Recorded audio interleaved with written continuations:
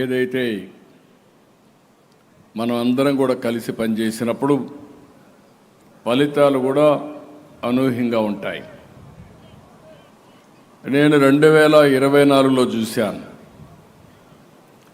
Telugu Desam party కార్యకర్తలందరికీ ఒకే పిలిపించాను.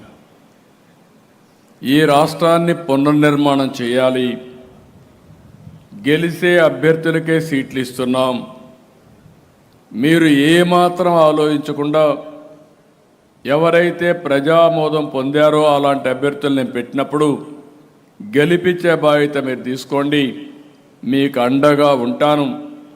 ఏ అభ్యర్థిని కాదు, కూటమి అభ్యర్థులు ఎవరైనా సరే గెలిపించాలని నేను పిలిపించాను.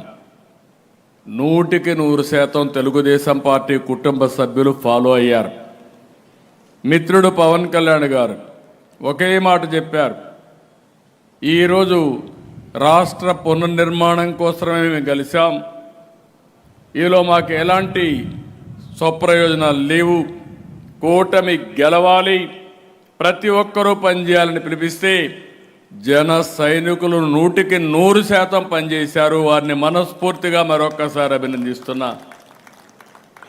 అదే మరిగా బీజేపీ పురంధేశ్వరి గారు కానీ అదే మరి పార్టీ కానీ ఒక పిలిపిస్తే వాళ్ళు కూడా క్రమశిక్షణతో పనిచేశారు. 3 పార్టీలు కలిసి పనిచేశాం, సమైక్యంగా పనిచేశాం. ఈరోజు మీరు చూస్తే అన్ని సీట్లు గెలిచాం. ఈ రాష్ట్ర పునర్నిర్మాణానికి ఆ గెలుపు ఒక సంజీవనిగా పనిచేస్తూ ఉంది. ఈ విషయం మనం గుర్తుపెట్టుకోవాల్సిన అవసరం ఉంది.